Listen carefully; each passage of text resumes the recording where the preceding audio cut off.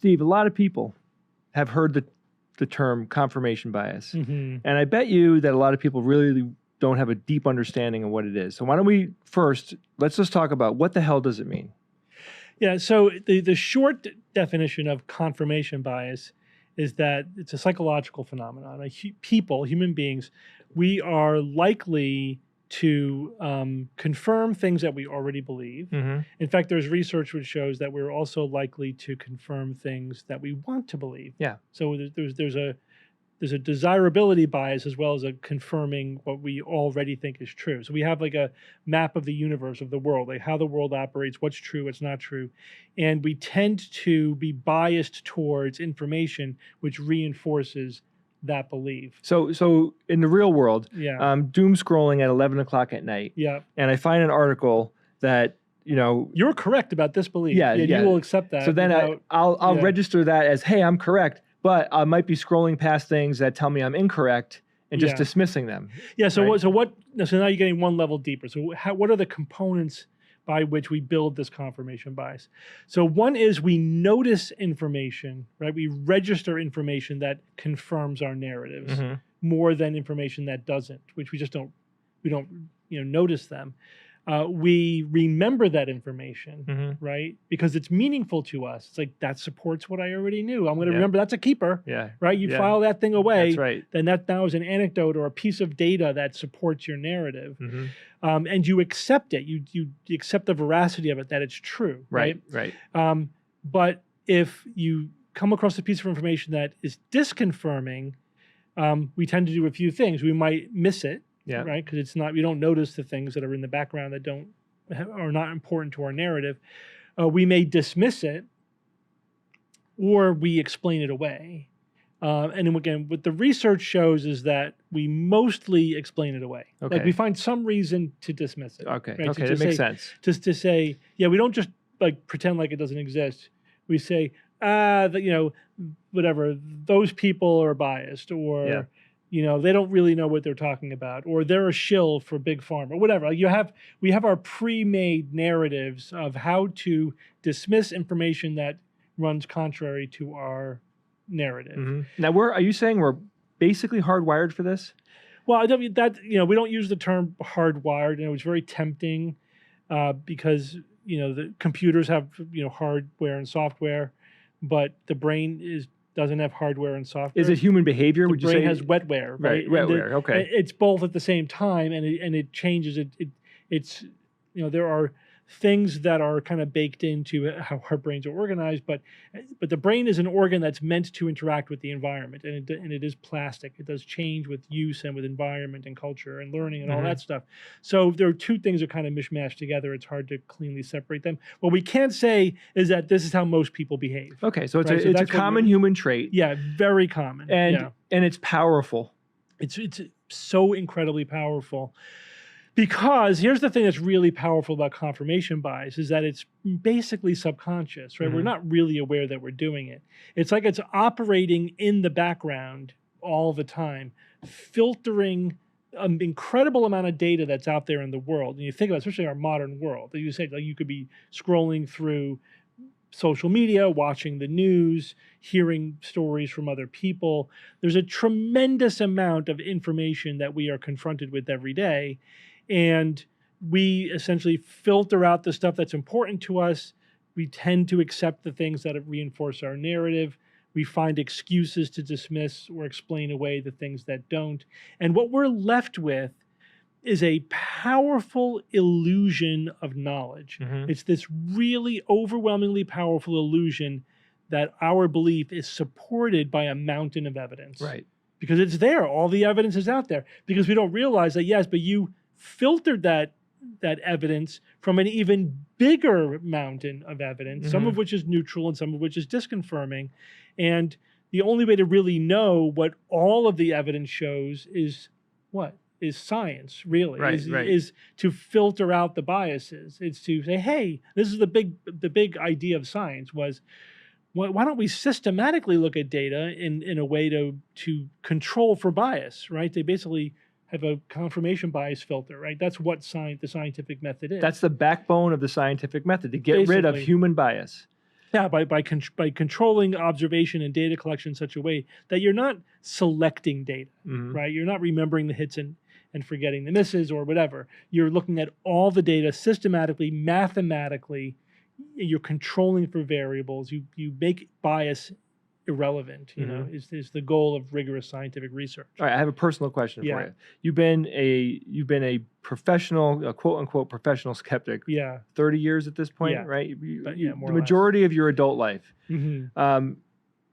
Would you say that confirmation bias still has an effect on you? Yeah, absolutely. Because it would take constant mental vigilance to completely eliminate the role of confirmation bias. Right. All you could really do is minimize it and just to be aware of it when it happens. And like we'll even say at times, we're talking like, well, you know, this is what it seems like to me. This could just be confirmation bias. Like you have to just constantly have that in the loop. That's, of course, what we call metacognition, right? You're thinking about your own thinking. And that is one of the, you know, the one of those black and white situations where they're, you know, either you do or you don't think about your own thinking, right? So there are some people who just don't do it at all. They're just what psychologists would call on the process level. They're just going with the flow of their psychology, the way their brain's functioning. They're not trying to step back and think about their own thought process. But once you do, then that's a new process you're inserting into the loop. You know, the metacognition, where you're saying, is this confirmation bias? What might I be doing? How do I control for that? So how do you control for confirmation bias? First of all, don't trust anything unless it's coming from an unbiased, systematic, kind of rigorous source. Right. So your sources are huge. Don't trust because something seems to be a certain way, that it is that way. You have to appreciate how powerful confirmation bias can be, and therefore just say, I guess I don't know. I don't know until, you know, we get some objective information.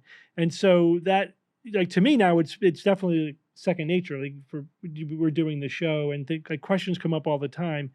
You know, the first thing you do is say, well, is that really true? Let me look it up. Let me see if there's any objective data out there. I know I think this is true. I feel like it might be true. So as as critical thinkers, you know, we're trying to develop our baloney detector kit. Right. This is basically you're trying to program, you know, the way that you are aware of your own thinking, right? And you want red flags to go up, right? Yeah, I call it like the red flag reaction. Like you want to say, "Whoa, I'm looking at this thing and I'm trusting it. I got to be careful. I got to check my sources." And you have like these. Or when you want it to be true, that's when you have to be especially careful. Yeah, absolutely. Like when I see information that does confirm what I want to believe or what I already do believe, I have to. I'm not just going to accept that because that it's too easy, you know. And you have to actually, like, especially when we're researching a topic, you want to seek out disconfirming information. I want to find out who disagrees with me, who believes something that's different, and do they have any points to make, you know? And if there's any factual disagreement, it's easy to say, well, they're a shill or whatever. Or, you know, they're a true believer. Like, you know, you could lots of things you could say, or it's a conspiracy. These are all things that we could throw out there to just dismiss any information that's inconvenient to our narrative. But we want that information. We want to, because that's the process forward. That's how you control for confirmation bias, is to actively work against it. And it is work. It's cognitive work, and it's hard. It takes vigilance. You're not going to be perfect at it, but at least when, you know, somebody says something that really, like, you disagree with or really strikes you as like being against your basic worldview, you have to reject your initial knee-jerk reaction and go, how do I really know? How do I really know what's true and what isn't true here? What's the most objective data we could find? And try to get to that. And sometimes the information is really easily available. You know, it's just that nobody didn't bother looking to see what the objective information was, because they have their answer. That's the thing. Yeah, they're right. They've already got the answer. You feel like you have the answer because you've seen it. It's out there. So would you say that the vast majority of the human population totally succumbs to confirmation bias? Yeah. That's what the research shows. I agree. That is the baseline human behavior, right? It's the default mode, basically, like, of human behavior. And unless you're actively working against it, which is not most people. But I would argue that, you know, the population that has the least amount of cognitive bias is critical thinkers, because that's kind of by definition. Yeah. Right, exactly. We're trying to train ourselves to think in a way where we're questioning all the information that crosses the plate. But again, like the biggest confirmation bias that we have to watch out for is the delusion that we're not subject to biases because we're critical thinkers. Well, that's why I asked you that question, because even the most trained critical thinkers, you're still going to fall for it. You let your guard down because there are filters in place you're not aware exist. Exactly. Right. And those are the ones that are really bite you in the ass. So you're basically saying like the subconscious part of your brain that is filtering, that is doing it, right? Because the processes are happening without it hitting your conscious mind. Let me give you an example. Yeah. Like in our culture, there is a social distance, right?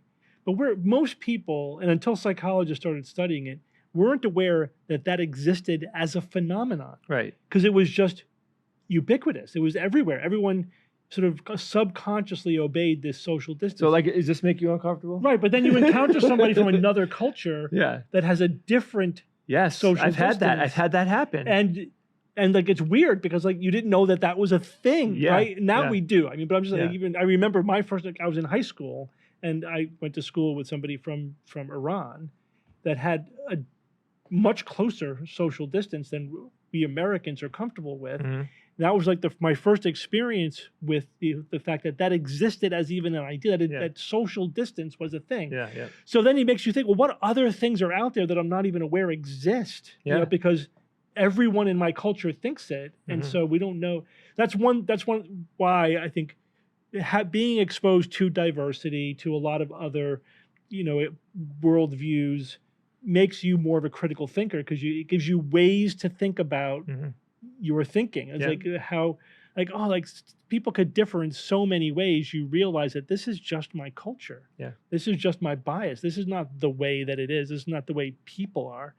And I've said frequently that there are universal human filters that we're not aware exist, and we won't be aware they exist until we actually engage with aliens.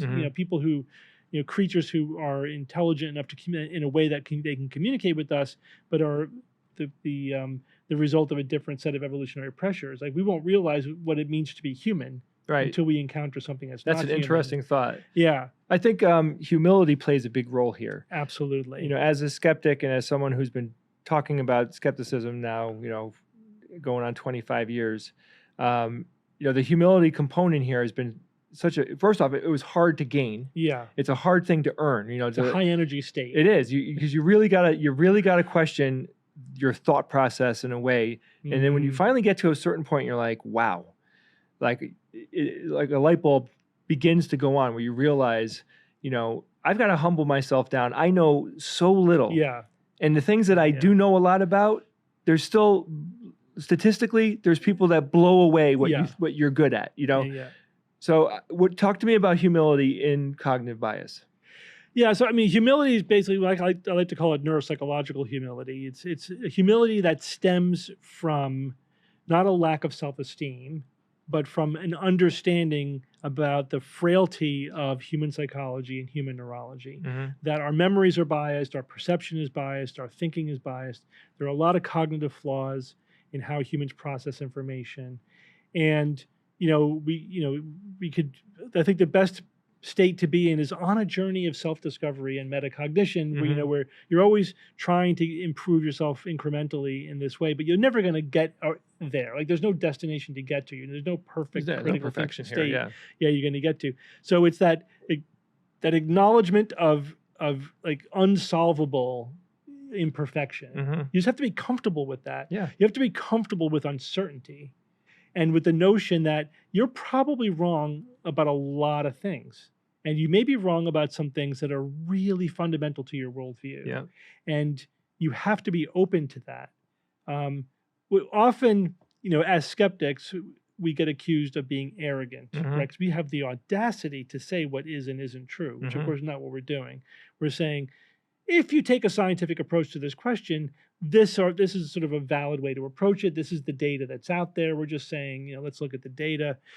Ironically, it's the true believers who are arrogant, because they reject the possibility that they're wrong. Yeah, that's right. And their beliefs are based upon their own expertise, their own feeling, their own instinct or intuition, right? It's nothing objective or universal or generalizable. It's like, we just have to trust your intuition because you're so awesome and you're absolutely right. That's arrogance. They're not saying, hey, let's listen to science. You're totally right. I mean, they're not even on the spectrum of critical thinking. Yeah. Like you can't talk to them and start using critical thinking in your discussion with them because they, most pseudoscientists and true believers or whatever, we're talking about dyed in the wool, like people that believe in UFOs or the moon hoax or whatever. Yeah. It's very difficult to talk critical thinking with them because they're utterly void of it. They have a complete different process that's going on. Yeah.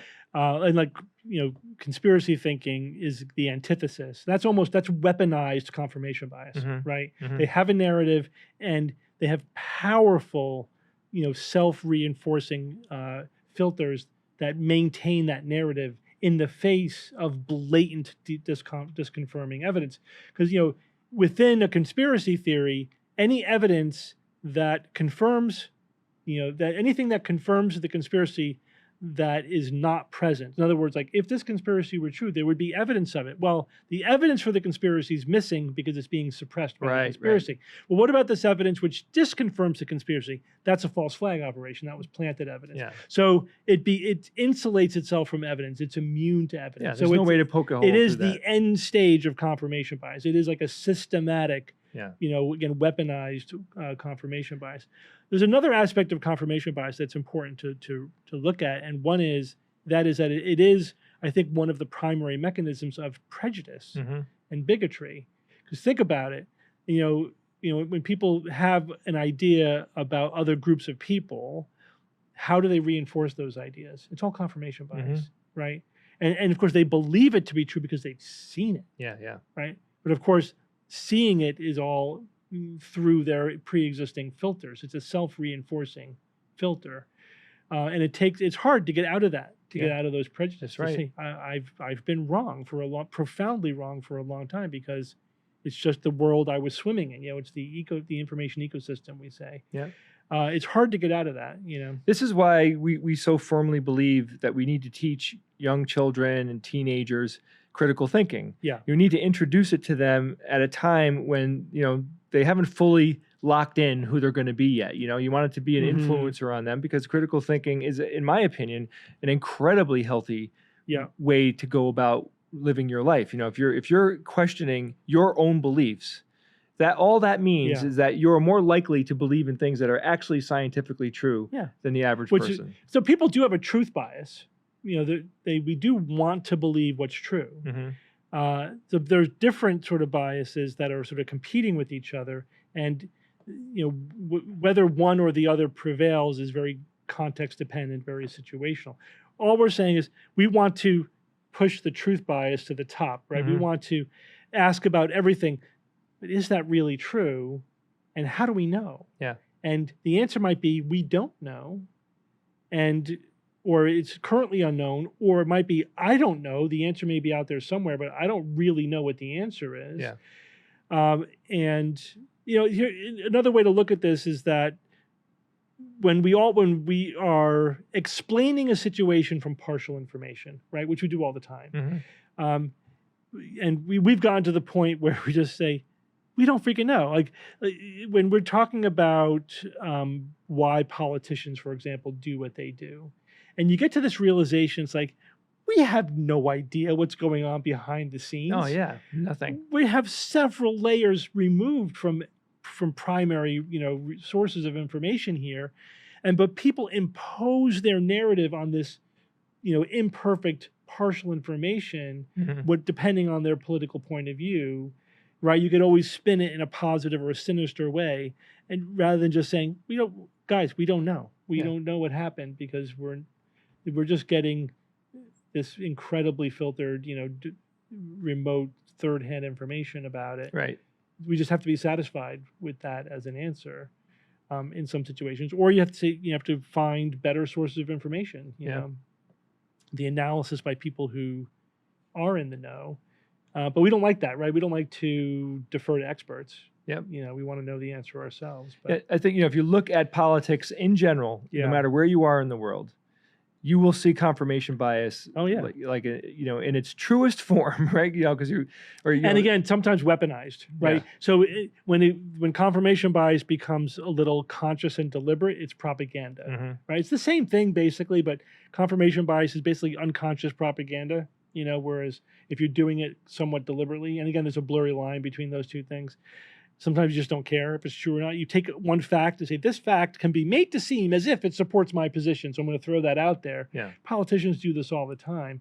And then the fact checkers come and they go, all right, that fact may be true, but what they didn't tell you is all these other things that put it into context, which show you that their conclusion they drew from it is completely false. Right, exactly. Right? Exactly. But again, until you do that process, but if you're aligned with that politician or that political point of view, you just accept that little nugget of information. Yeah. And if you're not, you say, well, that's not the whole story. But the truth is always much more complicated than the fiction, and that's a problem. Well, Steve, thank you. You have completely clarified it. I don't think I'm ever going to deal with confirmation bias again in my life. I've got it. I'm good. You're good. You've now fixed that problem. Not. Yeah, right. It's a high energy, endless state of vigilance. Exactly. Yeah.